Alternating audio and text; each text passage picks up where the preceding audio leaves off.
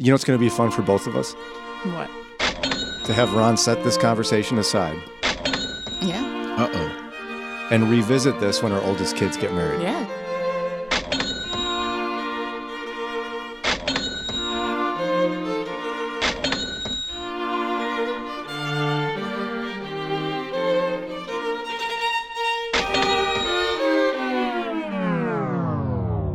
On Moody Radio, having a fun discussion, the two of us, Jannelle and I, discovered, I said fun, and you were like, having fun. No, yeah. And we're trying to figure out what the current tradition is, because our experiences were so different as we got married years ago to our spouses, and who's responsible to pay for what. For Sarah and me, our parents split the cost. And in Jannelle's tradition and experience, her family paid for everything. And I'm giving her a hard time because her son is the oldest among all of our kids, Yeah. and the closest to getting married, perhaps, at 18. And so, in that case, you can just wash her hands. No saving needed. We're trying to figure out what is the proper way to approach this as a Christian family in 2021. Who pays for what in a wedding? You know what we're about to do? We're about to get real. We're about to have conversations that Christians have behind closed doors. The ones that make you feel uncomfortable, that's where we're going. Why? Because we're family. My sister-in-law's daughter just got married, and they were having that conversation. Yeah. So doesn't the mother of the groom know her job is to sit there, shut up, and wear beige? So this is the Brian and Jannelle podcast. If it was up to him, all the hoopla of wedding would have looked differently because guys are just like that. She's Jannelle. I'm Brian. The disparity in the cost is dramatic. Right. And if you don't want to miss anything, just hit that subscribe button. This is the Brian and Jannelle podcast. I was reminding Jannelle that her son, Isaiah, who's 18, Yeah. he's going to go to DR for a year. I mean, buckle up. It's wedding time in a year. No, he has a girlfriend and they got a promise. It's good. Yeah. That's it. Here comes a wedding then. So he'll come back and they'll get married. Right. He'll come back and they'll be like, I missed you so much. Let's get married. And we were having this little chat about Off air, yeah. about weddings, and we need some help resolving a friendly dispute. Mm-hmm. Most of ours are friendly, right? We've only had a couple where I've had to apologize. Yeah, most of us, yeah.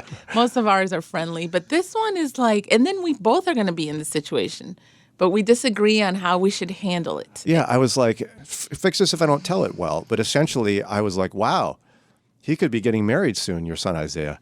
Better start saving. And you're like, for what? Exactly. Saving for what? I'm not paying for anything. He's not the woman. And I was like, excuse me, so you're saying that in your view, your job as the mother of the groom is to do nothing financially. Well, that's the way it happened in my wedding and the way I've seen it happen in my community. And so what happened was my parents paid for all of the wedding.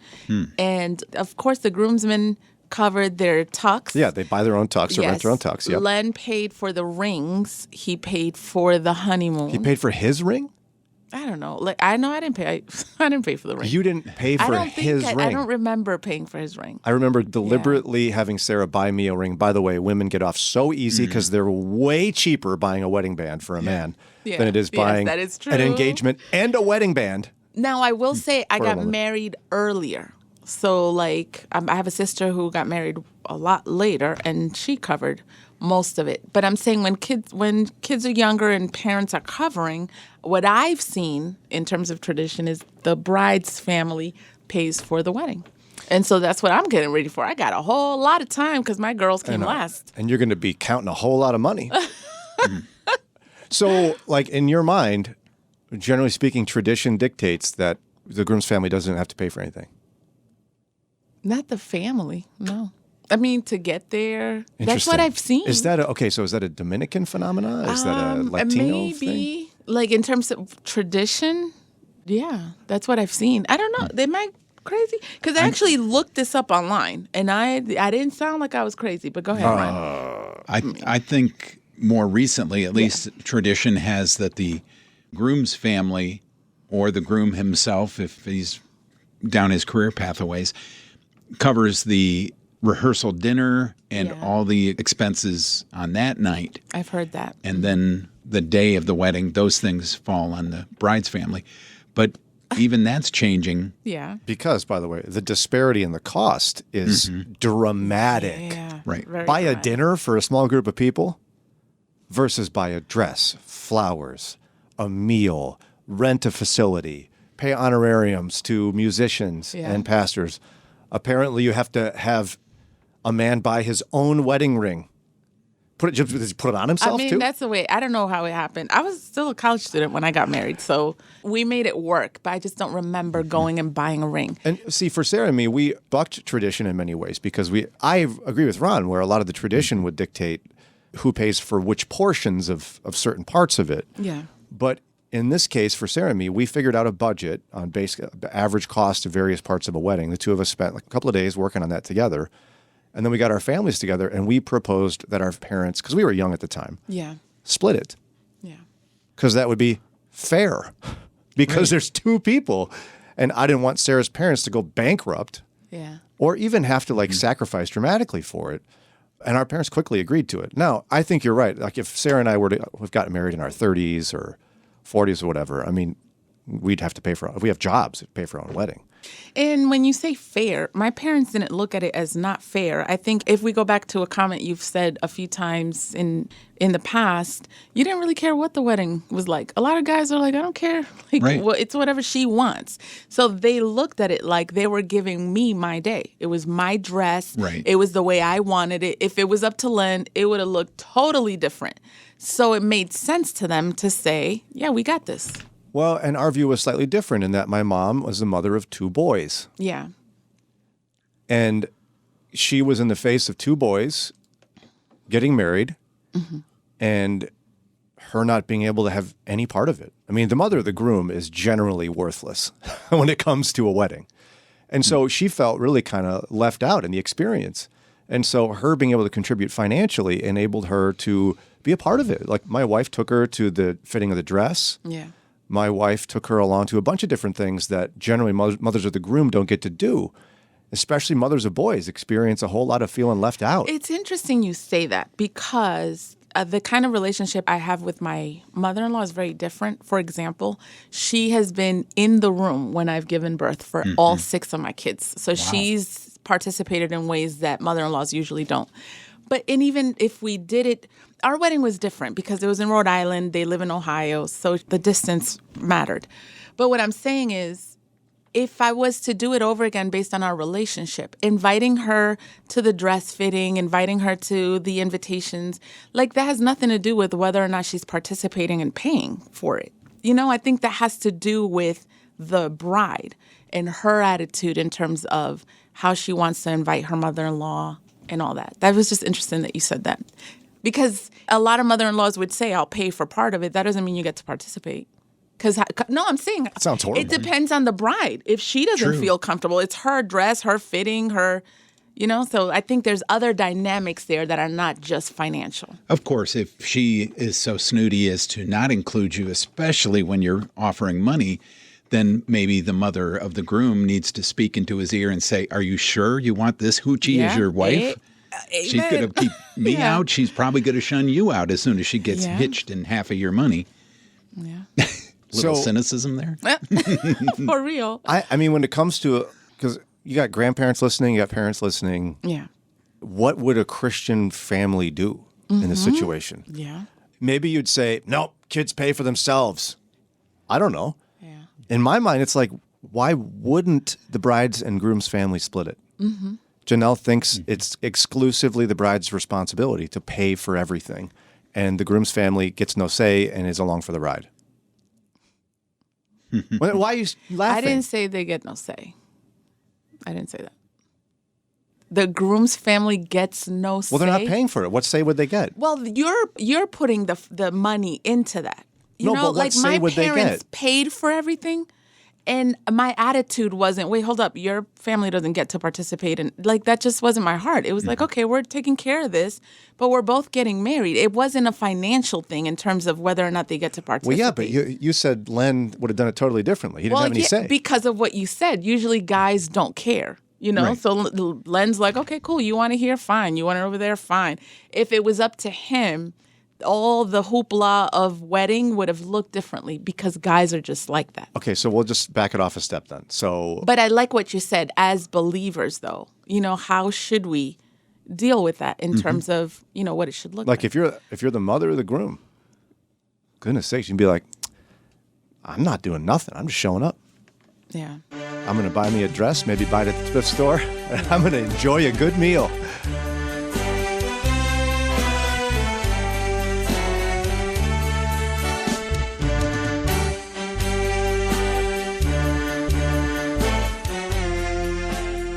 So we're asking you as believers, how should we look at this? How do you manage the expenses of a wedding? Angie in Akron, what are your thoughts? I do believe that I am the exception to the traditional rule. I am the mother of 4 boys. I did not have any girls, and I thought I was going to ride the wave the traditional way. Yeah. Not having to do anything, maybe pay for the reception, but that did not happen for me. And I think it is because I am a Christian and I come, and my heart is a heart of giving. My husband and myself, we paid for the wedding. We paid for the reception. I made all the outfits for the groom and the groomsmen. And because my sister and I own a wedding and event company, we decorated and did the reception ourselves. Oh, wow. So I am still tired. It's been 3 years. I'm still tired doing all of that. And I think that's because I have a heart for Christ and a heart of giving. And my daughter-in-law was not in the position nor her family to participate financially. I see. So we didn't let that stand in the way of what they wanted. I see. And that makes a ton of sense to me. All things being equal, presuming the bride and groom have the same average wealth in their families, should it be split, do you think, or is it just go with tradition? I think it should be split. A wedding and a reception is a really big taking on. And with the 2021, I think it should be split. That's just my opinion. Not everybody is going to agree with that, but I really do think it should be split. There you go. In that way, I think so that like you were saying, that the groom's mother and everyone gets to have an equal participation in it. Yeah, amen. Welcome to Team Brian. The water's fine. Yeah. Oh, yes. Thank you, Angie, for calling.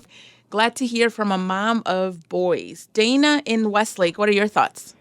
Hi. I think that there is no tradition anymore because we all come from different cultures. And I grew up in a culture much like yours where it was the bride's family that planned for that, and it was a very, special thing. And had somebody offered to pay half, it would have been very insulting. Really? So because it's an honor, in a lot of traditions. So I just think you have to go with the flow, and whatever works for that couple. Yeah. Is what you do. I like what you said, Dana, about going with the flow, because it's something I was telling Brian off air. We have traditions and we have what we grew up with, but then there's relationships. And so depending on your relationship with the bride's family and the way that things work out, you should stay flexible. Do you agree? Oh, absolutely. Yeah. In fact, it's so funny because my sister actually had the very traditional wedding paid for, by our family. She was the firstborn. We had 2 boys in between. Neither were married. And then when I got married, I'm 18 years later after her. My father had passed away, and, it was just my mom. So I was from a Catholic family. My husband was raised Lutheran. And if we got married in one church or the other, half of the family was going to be insulted. So we actually just had to do something that didn't favor one or the other, and we ended up getting married outside. Well, there you go. And then once we were married, we found a church of our own. So wow, okay. We really had to break tradition. We were in trouble with both sides. And, I'm still fascinated by the layer you added of saying that with your sister, at least, it would have been insulting for the groom's family to ask. Yeah. Is that a family tradition for you, or is it a particular cultural perspective? I don't really know. I really am very much later in life, and so I didn't know a lot of my older relatives, like my grandparents, but they came from Poland, and, my dad was, the man of the family, and that's what you did, and they would have been very insulted, I think. Interesting. Okay. Very helpful. In such a way, even that my sister didn't have much of a choice. That's just what you did. Oh, wow. Interesting. Yeah. Thank you, Dana. Really appreciate hearing from you, our family member there in Westlake. Man, maybe it's just the cheapskate in me too, Ron, that I've got a couple of girls. I don't want to pay for the whole thing. Yeah. That's ridiculous. And another angle that's popped to mind during these conversations is with the abundance of divorce and remarriage in our culture today, how many families are actually, like, if the girl is supposed to pay for it and her parents are divorced and they've both remarried, well, suddenly you've got two families splitting the bill, so that might be easier. But if they're both divorced and neither one remarried, it could be financially more strapping for them to try to come up with the finances because they each have their own household to run. It's complicated. Betsy and Euclid, who should pay for the wedding, the groom's family or bride's family? I think you pull your resources and you pay for the kind of wedding that you can afford. But here, I am the mother of 3 sons. I'd always told my children we would give them $1,000 for their wedding, and that's all we can afford. But I am the mother of a groom right now. They're setting up their wedding now. Really? Ooh. Her parents are paying for at least $12,000 for a reception that we are supposed to pick up the booze tab. The bride's family pays for the wedding. The groomsman pays for the booze and the rehearsal dinner. I again said, I got $1,000. I've got a year to save. I said, if I come up with more, I'll give you what I can, but don't count on me. Wow. And That's I was hard. also informed the harsh part was, as the mother of the groom, my job is to sit there, shut up, and wear beige. Yeah. Were you literally told that, or it was more insinuated? My sister-in-law's daughter just got married, and they were having that conversation. She goes, doesn't the mother of the groom know her job is to sit there, shut up, and wear beige? Yeah. No, And my honestly. sister just looked at me, and she's like, are you kidding me? And I'm like, oh, I get it. That's my function. No. My mother struggled with that pretty deeply, as I mentioned earlier, because having 2 boys, I remember seeing her cry when my brother was preparing for his wedding, because it wasn't that anybody was being overtly mean to her necessarily all the time. There were certain times when she was treated kind of harshly, but at the end of the day, it was her also mourning like she didn't get to be part of it, like the mother of a bride would. Yeah. That's my fear. They've already done some dress shopping. I was not invited, and I adore the girl he's marrying, and we seem to get along very well. But yeah, it's very strange. I feel like I'm sitting on the outside, and I truly am just a guest at the wedding. It's a very strange place to be. I'm sorry. That's not fun. Yeah. And it sounds like you want more. Yeah. I would love to participate, but again, and then I feel the pull because I can't help financially. Yeah. I truly can't say anything. I have nothing to say. Yeah, I get it. And, I probably will be closer to your zone here as Sarah and I. I only got 5 kids. We've talked about this, that we can't necessarily even do for our kids what our parents did for us. Just go, hey, come up with a budget and split it. We probably will be able to look at him and say, listen, you've got X number of dollars because that's what we can afford. We got 4 other people that might get married. I know that's right. We can't go into And that's what bankruptcy. we did. They told we have to come up with the rehearsal dinner money. I said, well, for us, it's going to be a pig roast in somebody's backyard. Right. Because I'm not going to spend $1,000 on a restaurant bill 2 days before the wedding. There you go. I don't blame you. And it'll be just as fun, by the way, in the That's backyard with right. the pig roast. Yeah, more fun. I think so, too. And to their credit, so do they. So we're good. okay with that. Oh, I'm glad to hear that. Betsy, how long you been in the Moody Radio family? Not long, probably about a year. Oh, I'm so glad you're with us. This is so Betsy. great. And you called, and I just love that you were willing to talk about some of your struggles here, and it sounds like you're going through it in this particular situation. So we want to cheer you up a bit with a Brian and Jannelle, I'm in the Family 4th edition coffee tumbler, courtesy of Edgewater Investment Group. Take it to the wedding. Yes. And it's not beige. Right. It's not beige, it's white. It's not beige. White will. No, white will compete with the bride. I'm not. Yeah. You stay on hold, Betsy. We'll get your information and send that off to you as quick as we can. That's so sad. And I think a lot of times there's the explicit, the mother-in-law doesn't get invited. But I wonder how many times it's like the bride doesn't realize what she's doing. Yeah. I don't know. It's good to hear from mothers of boys so that we can hear that part that we may be unaware of. I totally agree. And even she said, listen, I can't afford to pay more, so I really can't say anything. That I don't like. I don't like that because there's relationship. And I don't like that we're putting a price on participation in a family event. You know, like you get to participate if you're contributing financially. I think that sounds so messed up. But I don't know that it's necessarily the bride-to-be who is putting up a wall. It's just the mom acknowledging, I can't force my way in because I don't have a reason to say I should be.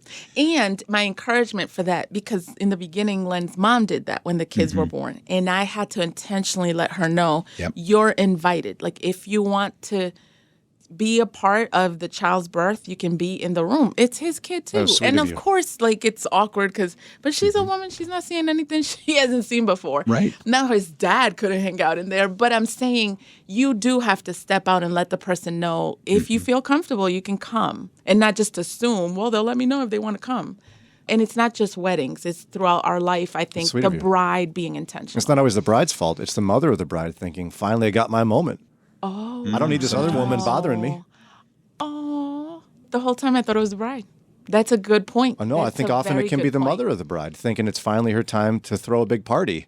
And again, it can be overt. I think it can be insinuated. It's That's a good this is our show, so I don't know who you are, but sit down, shut up, and wear beige. And even the whole dress thing, I could see that's a mom's moment, the mom of the bride. Of course. So, like, maybe we should talk to them. Be the one to invite the mother. Oh, my gosh, that breaks my heart. Yeah, think about all the Bible verses that don't square up with that attitude. Yeah. We're still kind of chewing on the idea, as Jannelle and I talked off the air, about whose responsibility is it to pay for a wedding?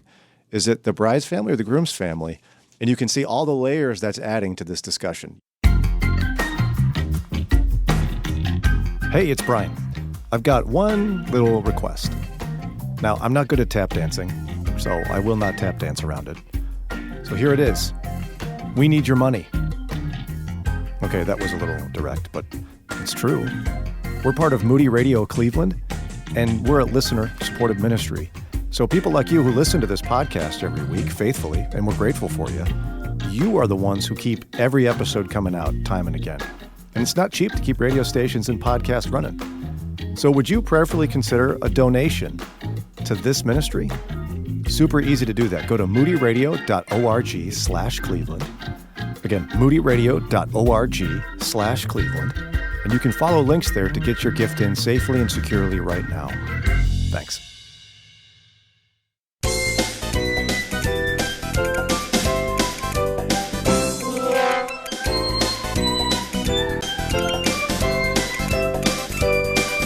I love this conversation because I love when we're taking into areas that we may be unaware of or people don't talk about, or it's even areas where we don't want to give opinions because it's awkward. Like, how do you call out the bride's mother and say, that's messed up? So we doing that for you. It started, though, with the whole who pays for the wedding.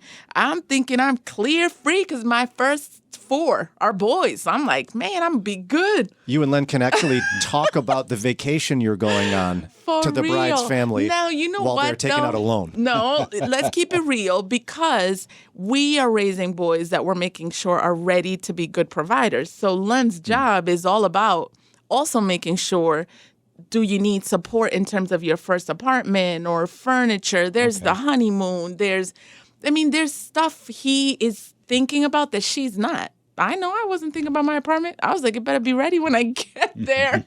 Wow. That kind of thing. But we're very traditional. I'm just saying, we're supporting our sons in that, making sure that they got what they need. Well, it's very sweet of you, and it has nothing to do with the wedding. I know. It's very sweet, but weddings are super expensive if you go traditional. Yeah. Robert in Lorraine, what are your thoughts? Who pays for the wedding? Yeah, I guess you guys left off one choice, and that's the couple. Yeah.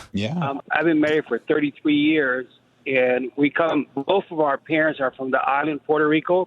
Mm-hmm. And so when we got married, my wife and I, we both paid for the wedding, but our cousins, both of our parents did contribute, but majority of it. So I would say that I know you left off one choice, and that's the couple. Yeah. But I would imagine that forced you to make some harder decisions about the kind of wedding you're going to have, right? Well, my wife and I, financially, when we got married, we had the means to pay for it. Oh, okay, great. So we saved up. We dated for 6 years. So in those 6 years, we saved money for the wedding. But I have 5 girls, and so Start saving, bro. That's jacked up. I have 5. So I did pay for 5 quinceañeras. Oh, 5 quinceañeras. Quinceañera, Ay, caramba. Those can be more expensive than a That's wedding. like a wedding. You should have seen my dress. is. That's It messed is. up. But the quinceañera, especially among the Mexican culture, is that everyone contributes. They have sponsors. They have a sponsor wow. for the cake, a sponsor for the invitation, a sponsor for the music, Oh, a that's sponsor good. for the food. I like that tradition. Yeah, for real. So they may have like about 50 people helping out pay for the event. Yeah. We should try to make something of that. We need sponsors for weddings for For our real? kids. Yeah. You're a real? sponsor, and you're a sponsor, and you're a sponsor. Oh, I love it. Yeah, I like that. That's great.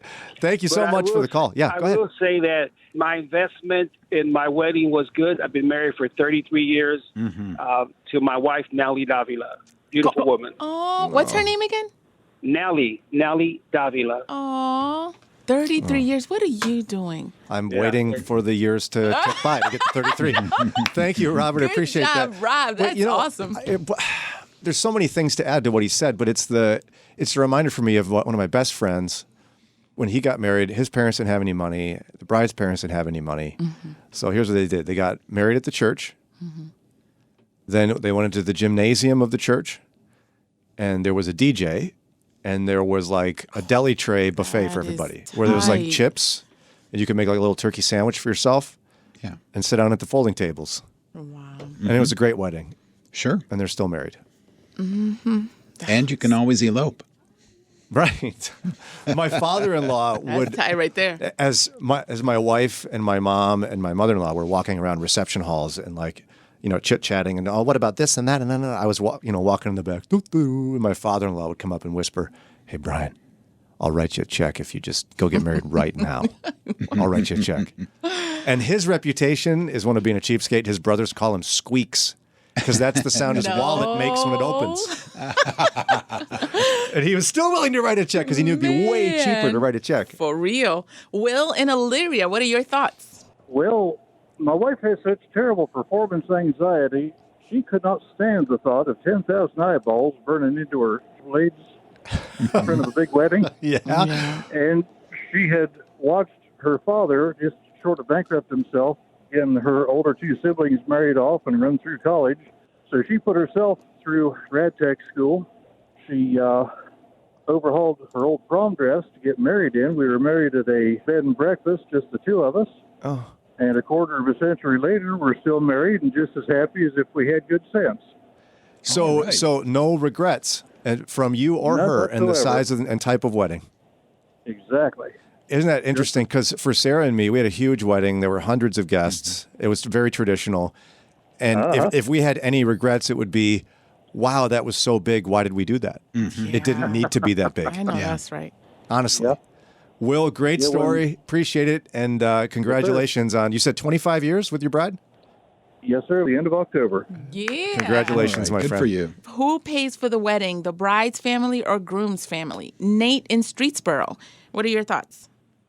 I have a unique perspective as far as the bride and groom goes. So my wife's parents were divorced. They did not have the money. She was kind of estranged from her dad. My parents had he had just lost my dad had lost his job, had been out for a couple of years. And so they did not have the money. So we paid for the whole thing. We had it at the church. We had an outdoor reception at the church. My parents were good friends with somebody who owned a tent rental company, so we rented a tent. We had a very good caterer from the church who had basically an outdoor barbecue. We did it family reunion style, There you go. with burgers and hot dogs and stuff outside. And Any regrets, so, yeah, Nate? it's a good time. Not at all. It's coming up on 9 years at the end of the month, so yeah. Congratulations. Yeah. And, again, I'm reminded of, I'm sure there's plenty of couples who regret the tens of thousands of dollars in debt they are from a wedding. Meanwhile, you had a great hamburger and you have a lovely bride. Absolutely. The one issue we ran into is that both sides want to invite people, family and other things like that. we sat down with our guest list. We invited over 500 people, and over 300 showed up. So we set a theme to our wedding. It was people who had impacted us previously, currently, and who we saw were going to be impactful to our lives in the future. So wonderful. And so when your wife's mom wants to invite like a coworker that neither of us have met, well, it makes it easy to go against that theme and say, well, sorry, we can't invite that person. So we had some tough conversations there, but besides that, it went pretty well. You know what, Nate? I guess that's the only advantage I had over you was that when Great Aunt Sissy from Montana, who I've never even heard of, wants to be invited, I just go, hey, Dad, you're paying for it. Go ahead. Invite whoever you want. Exactly. So that's the only advantage I had. God bless you, Nate. Love hearing from you, my friend. That's the other argument to parents paying for it. I mean, a whole lot of people that was sitting at my wedding were like my parents' friends. Right. You know, so part of that celebration is about the parent, Well, especially when you have young couples. That's And if my kids are listening, thanks to Nate, I just got 5 acres. We got a back pasture. We got a front yard. Welcome home to the wedding. That's There you right. go. That's my contribution, the property. That's right. Patricia in Youngstown, what are your thoughts? Well, very unusual. I haven't heard all of the program this morning, but my son and daughter-in-law will be married, I believe, 9 years this December. I was included on absolutely everything. You were. Aww. I'm in Youngstown. The bride is in Columbus. And when she got her dress, she went with her mother and her 2 sisters and her mother, but she sent me pictures, wanted my opinion if she should add sleeves or whatever. And I said, well, what does your family think? They think I should not. And I said, well, then do not do that. Wow. She sent me pictures of her shoes, her hair ornaments, her colors. It was just wonderful. I felt so included. And when they announced their engagement to us, I said, well, we would like to pay for any flowers and, of course, a rehearsal dinner. And, oh, no, that's fine. That's fine.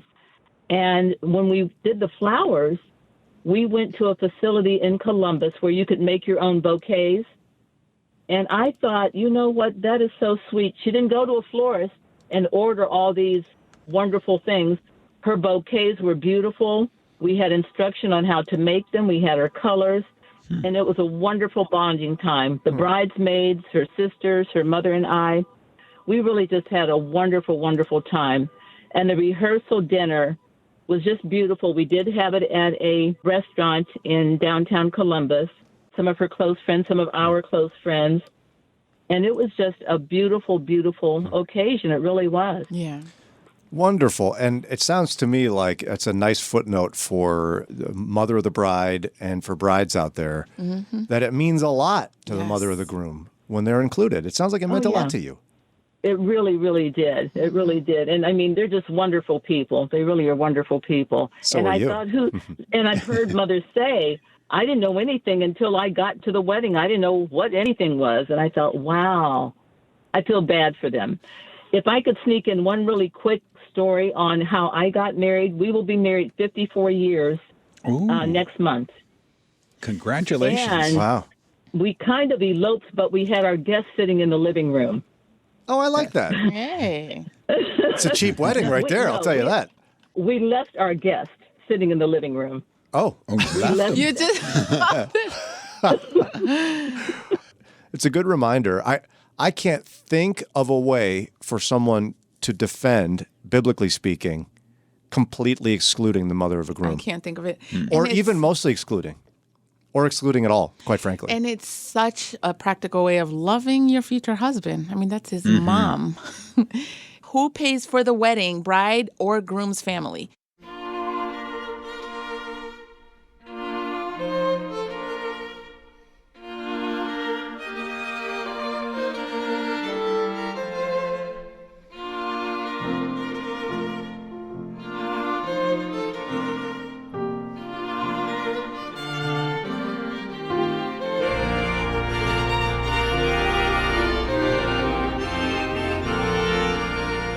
Great conversation about weddings and where should we lie now. I know that tradition says that the bride's family pays for most of the wedding. That's what my parents did.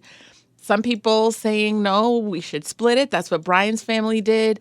What would be fair as believers if you're a Christian family? But I like the different angles we've taken in terms of the participation that a mother-in-law should have and the one that she usually does have. That's pretty heartbreaking. Marla in Uniontown, what are your thoughts? I was just going to say I agree with the one person who said, looking at having the couple pay for a wedding. My husband and I, we paid for our wedding. And at the time, we weren't going to a church, so we did have the Justice of the Peace marry us. And then we decided we wanted to have a gathering of our families. So what we did is we sent everybody an invitation with a ribbon in it. And I designed quilt squares that went along with the design in our wedding band. That's nice. And our wedding band has an eternity symbol for forever, and then 4 symbols for the winter, spring, summer, fall, and then 2 hearts entwined with 2 little diamonds. And the 2 little diamonds are my husband's children from a first marriage. Anyway, so I designed squares for that, and everybody got a ribbon. And they just were told, show up and bring this ribbon. And in our ceremony, in our backyard, and I cooked the food and, had somebody, one of my friends videotape and things. But we had each family member come up and help tie these squares together. And then at the end, we had a long piece of ribbon at the back, and we had the patriarchs of our family, my husband's father and my father. They tied the last 2 ribbons together. And then that's now a piece that we hang in our home. But that was it was a real simple lunch, and we didn't spend a lot of money, and we just had family, and we just wanted to make it simple. And so many people came up and said, oh my gosh, I don't even feel like I'm married now. Your ceremony was so beautiful and touching. Yeah, it truly shows that finances don't create that type of feeling. It truly is. No, it doesn't. What you put into it. I'll tell you what, God brought us together. God brought us back to him. And we've been married 20 years now. And we've decided on our 25th, God willing, we are going to have our wedding vows renewed with our pastor because we are now born-again Christians. And I'll tell you, no matter what you get married, where you get married, what you pay for, if you have God as the third person in your cord, your life will be wonderful. Preach, sister. Wow. Thank you, Marla. You're welcome. I love your story and your thoughts on that. It's really helpful. And on a lighter note, it inspired me with wow, we could take this one step further. For my kids' weddings, potluck. Oh, whoa. that's crazy. You get to come and watch my kids get married. You better bring something. Bring something to share. That's right. And it better be good. You can't buy potato chips at the store. You better make it. Wow, Brian. By the time they get married, you're going to get to know a lot lot of your Amish neighbors. So invite them because they are bringing the good They got some good food. Oh, man. Lisa says, it's complicated, but there really must be ways for the mother of the groom to reach out to the bride to share her heart behind the scenes. The wedding comes and goes, but the marriage is the part you want to invest in. Isaac says the couple getting married should pay for their own wedding. If the families are able and want to help, then they should. But if the bride and groom are expecting help, then honestly, are they prepared for the cost of running your own household? Just my take on it. Yeah, and I mean, that draws again to simplicity and frugality being virtues perhaps for a Christian wedding. But there's a lot of side notes in this, but I think that the most poignant one is having to do with the mother of the groom. Yes. And I've even wondered how many people, how many women say they have problems with their mother-in-law. I wonder if it started with you totally ignoring her. For what are you groaning for? Oh, okay, listen. I've been very vocal and very supportive of mother-in-laws all morning, but I'm going to keep it real. And a whole lot of problems with mother-in-laws can and do start during dating. Because we know, and I'm a mother of boys, and I'm already trying to get my heart and mind ready for it, it's a struggle letting go and seeing another woman take what you feel is your place. And so there's a lot of friction and a lot of tension and a lot of problems and drama that come before the wedding. And so by the time the wedding comes, many women do feel like, why would I have you in this special moment with my mom, like equal to my mom? So I want to be sympathetic to brides that are in that situation. A lot of times it's not that easy. So we should get even then, right? Make them sit down, shut up, and wear beige. It's understandable. I'm just saying, in-law relationships are complicated. And they are, and you make an excellent point. However, I would say that we can't discount the pain caused by dismissing the mother of the groom Yes. in the planning of a wedding. Yeah. And I think that can start a pattern of pain in a relationship. I agree. And what I want to say is I had the brides kind of own up, and the bride's mom, remember we mentioned her. I think even as a future groom's mom that we have to own up our attitudes, the way we contribute to drama in relationships. We got to own up to I want to be the kind of mother-in-law that you would want to invite to your dress fitting. Like, how can I treat you so that happens? You know what's going to be fun for both of us? What? To have Ron set this conversation aside. Yeah. And revisit this when our oldest kids get married. Yeah. Or whoever the kids are good. first that get married. Not to be the oldest, but. Right. Yeah. And maybe we'll both change our position on this. Mm-hmm. Who knows? No? You won't say. Change you won't even how? bring Change the possibility that you would what? change your position. I might change my position in the future revisiting this conversation. We'll see. Hey, hold up. Where are you going? You know you like your time with us. You want more. So go ahead, look down, hit that button right there and subscribe, and you'll get updated episodes, and then you can hang some more. And guess what? You can help us out. How? A 5-star rating. Hello. You can also hang with us live weekday mornings from 6 to 9 a.m. Eastern Time. Download the Moody Radio mobile app, and you're able to connect with us. Or just go to brianandjanelle.org. And we didn't put this together all by ourselves. There's some great people behind this production. We want to thank Ron Eastwood, Kelly Ryder, Paul Carter, Mike Reynolds, Alan Perry, and our awesome and fearless leader, Josue Villa. And finally, this podcast is a production of Moody Radio in Cleveland, a ministry of Moody Bible Institute.